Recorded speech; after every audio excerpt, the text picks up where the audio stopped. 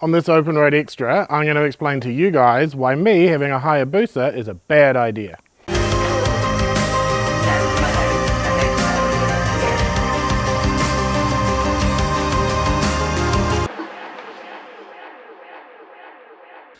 So quick specs on this madness machine. This is the third generation of the Suzuki Hayabusa. It is a 2024 and it's the 25th anniversary edition.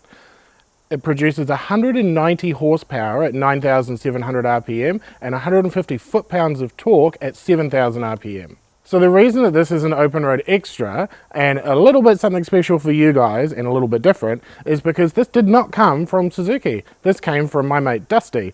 Now Dusty took off overseas for a couple of months. I always said that I was more than happy to keep the oil warm, so he threw me the keys and said ride it like you stole it, which was both a surprise to me and a really bad idea. A few of the key features on this bike, it's got all of the electronic aids that you could think of. It's got wheelie control, it's got power control, it's got every control that you can possibly think of. And it also has 3 rider modes, which are just A, B and C. And the way that Dusty set this up is that a C is for when you're being a little bitch and it's in the rain, which is what I started on. And then the A mode is your big girl pants. It also features a quick shift up and down, which I've had a little bit of trouble with, but I do very much enjoy. It's got massive Brembo brakes up the front there, and they are incredibly good. One of the things that I was very surprised with this bike is not only how quickly it can accelerate, but also how quickly it can decelerate. Safely-ish. So that 190 horsepower comes from a 1350cc inline-4 engine, which is about the same as a Suzuki Swift, and you'll know that I'm a big fan of a Suzuki Swift. One of the features that came with this bike that Dusty actually has is a pillion seat that goes where this rear cowl is. I've taken a few friends out on the back, it's been a heck of a blast. But one of the other things that we did over the time of having this bike was troll Dusty, because as you know, messing with people is one of my favourite things, and Dusty was absolutely no exception, but we'll get more into that shortly. I think that about covers the basics of this bike. I think what we need to do now is get geared up and take it out for a ride, and this time we'll obey the law-ish. One of the most fun things to do on this bike is actually just using the quick shift when you're getting up and going, because it's snappier than you can do it. Like, it's certainly faster than I can do it, and if you go from first to second and then second to third, it just feels really fun. I did notice with the quick shifter that when you're accelerating and you're actually using it, you have to be doing it just right. So you have to be kind of like on the throttle a little bit, and then it'll work absolutely fine when you're going up. And it's so snappy, it's so quick. And then equally when you're going down, if you're off the throttle, it just clicks down, and it is a dream. It is a lot of fun, and you just run around and not use the clutch for stuff, which is kind of cool. I've just filled it up. You see, we got a full tank. This bike is thirsty, and I said that to Dusty, and he said it's how you're riding it. There might be something to that.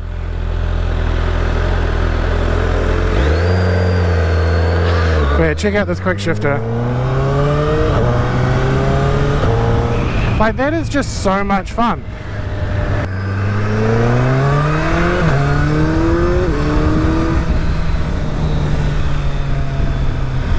That is so much fun. I could just do that all day long. Wasn't really sure what to expect with this bike. I haven't really spent a lot of seat time on sports bikes for a number of years, and I mean, I'm enjoying it, obviously. I think there's a couple of little things I didn't really consider. I thought that this would be more of a handful, not in the power sense, but in the size. But this doesn't feel to ride any bigger than a normal leader bike. I think the only thing I would say is that at lower speeds you do notice, or like even when you're moving it around the garage and stuff, you're just like, oh, that is a big bike, it's heavy. But in terms of actually riding it, it's so easy. Like, once you're up and moving anything over 20, it just feels like a leader bike, which is nice. Right, we're going to do the speed limit for a bit because there is a police officer there, and yeah, they don't really like what I had in mind. Something on this bike that I absolutely appreciate is that it's got cruise control. Now you'd think, why do you want cruise control on a sports bike? Well, the reason that I like it is that if we've done a couple of longer rides where there's been a lot of sort of straights and just uninteresting speed maintenance kind of riding, and not leaning and holding on that is just, it gives you a bit of a break. Because another thing that I forgot about sports bikes is body positioning, I guess. Now, I used to tell people when I used to sell motorcycles, like, oh, I bought a sports bike and my wrists hurt. It's like, well, that's because you're doing it wrong. And I'm doing it wrong myself.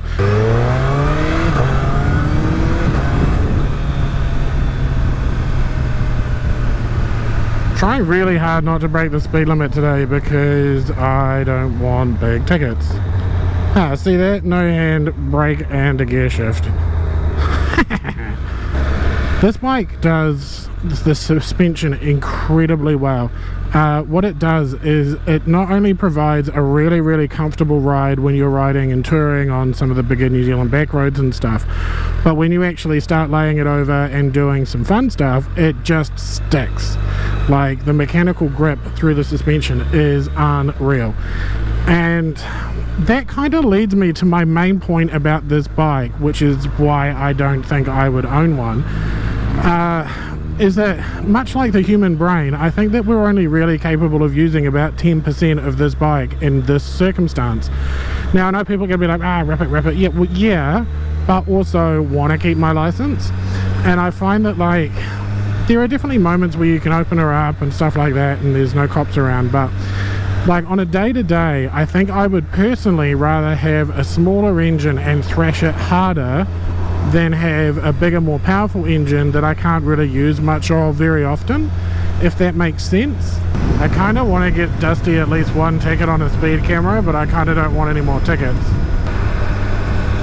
But I think where this bike is interesting because it feels at home doing pretty much anything. You can race it and flog it around roads like this. You can take it on the street. I gotta say, this bike has probably had the most attention and recognizability of any bike that I've ever done a review on, which is unfortunate because that also includes my bike, and I think my bike is the coolest bike in the world. So the fact that this gets more head turns, more people pointing and going, oh, what's that? But even more impressive is more people looking and going, oh, that's a Hayabusa. And they know what it is, and they know the lore around it, and they know the excitement of what this motorcycle is, and that makes this a very cool bike. Fun little story if you guys don't know it, but Honda used to make a bike called the Blackbird. Some of you will know that motorcycle. Very cool bike.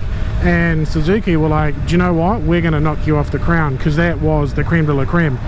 And so they named this bike the Hayabusa, which if you look into the culture, you will see that a Hayabusa is the exact bird that dive bombs blackbirds. So they were unapologetic as to what they were doing with the naming of that, and they were being straight up, and they were saying, we are coming for you. And for the longest time, this bike stayed as the pinnacle of amazingness. If you wanted a car to compare it to, I don't think it's unfair to compare this to a Nissan GTR, where especially when you compare that when they used to race them at Bathurst and they were like, no, this is too good, get rid of it, because this thing just eats everything for breakfast. Everybody wants to have a crack, everybody wants to knock the booster off the top pedestal. Certainly that's why I got a ticket the other night, but I tell you what, we didn't lose, we beat everybody by a lot. So the thing that sucks about this bike is I'm sitting here, I'm doing the speed limit, sitting behind this tow rag, and I'm just like, do you know what, I just want to go fast. But I tell you what though, when you do get the chance to open this thing up, it is so fucking fast. I think the other thing that's quite cool about this bike, given that it's a sports tourer, is that whilst it is incredibly capable, the geometry and stuff is quite relaxed. Like, they're still technically like clip-on style bars, but they're not like all the way down here, they're a little bit more upright. Doing anything on this bike is completely effortless. Passing, braking, leaning, turning, everything. This is such an easy bike to ride. A few people when I first got this were like, oh my god, you're gonna die. It's like, well, first of all, we're gonna die sometime. But second of all, I think a lot of people get intimidated by the power on this bike, and that's not unreasonable, but I mean, at the end of the day, it's only going to do what you tell it to do. I think the thing that's intimidating about this bike in particular is that because it is so incredibly capable, like it can go so fast, so quickly, and it can stop so fast, it gets to a point where you don't realize how fast you're actually going. I had a friendly speed competition with a buddy of mine who also just got a new bike, and he reckoned that he was basically tapped out and I passed him like he was standing still.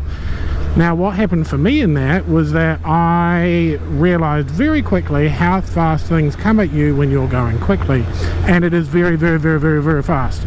So what I ended up doing was learning just how good the front brakes on this motorcycle are, and oh my god, this thing hauls so much ass, but equally it safely brings you back down to earth again, so long as you're not a complete and total muppet.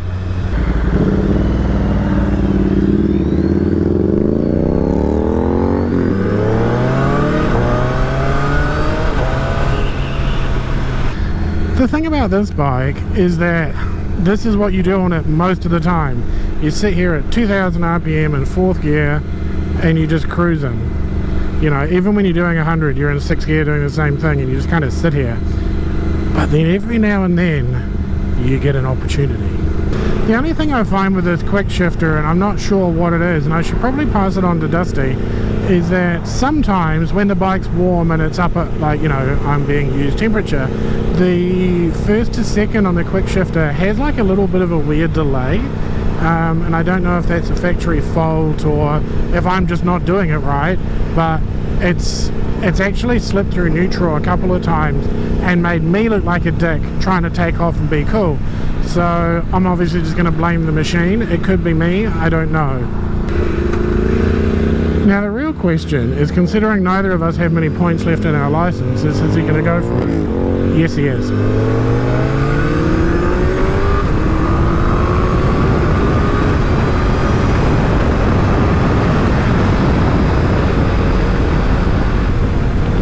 See, that could have been us.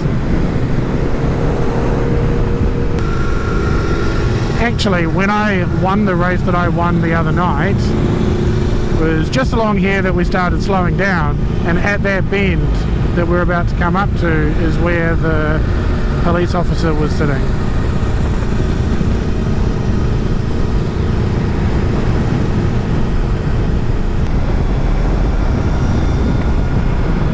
See, this is where that cop was sitting,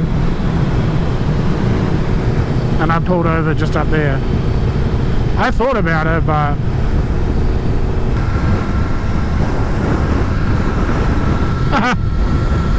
Rowan just noticed a cop on a radar gun and the cop waved, so we can't have been doing too bad.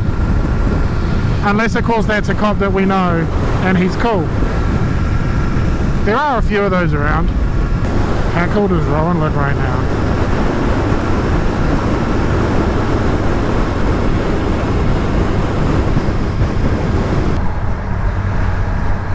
It's a lot of dash as well.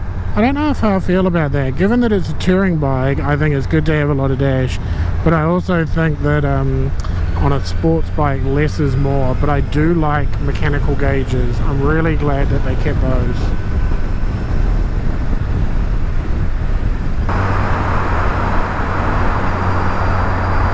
Oh, can you see how good it looks in the dark too?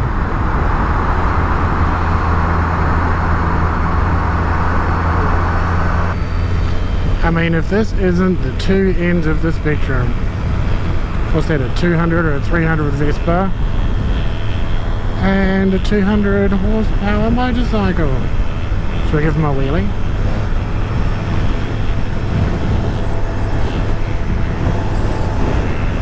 I think coming up on this Vespa is really poignant, and the reason that is, I think that no matter what you're riding, so long as you're having fun, that's all that matters. You know, like, yes, I've got Harley Davidson tattoos, and yes, I own a Harley Davidson, but Dusty's also got an Indian that he's going to let me ride and do a video on, which is actually the equivalent to the Road Glide that we recently reviewed, so I think I'll give that a go too. So what can I say about the Busa? It's been an absolute privilege to play with it for the last couple of weeks, and thank you, Dusty, to that.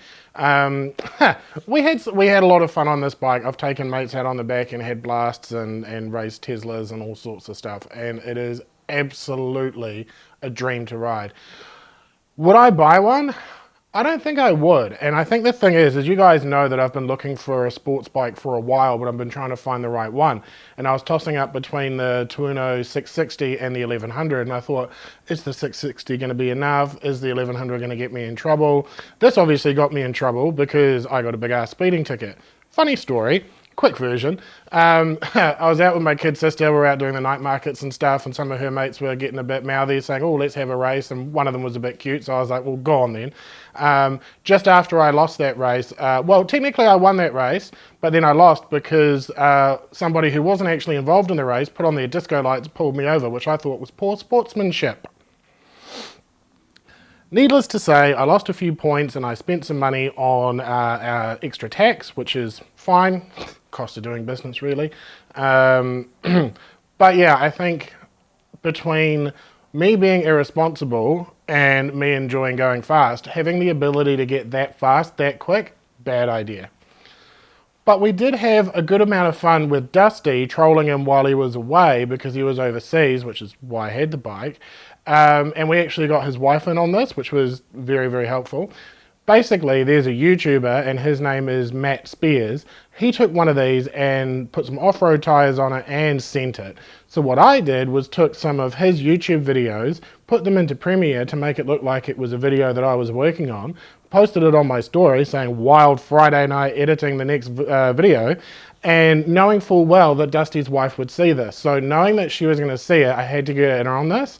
But basically, the next time I saw Dusty, he thought that I'd sent his motorcycle through the air off-road, which was very much fun for me, and here's that reaction.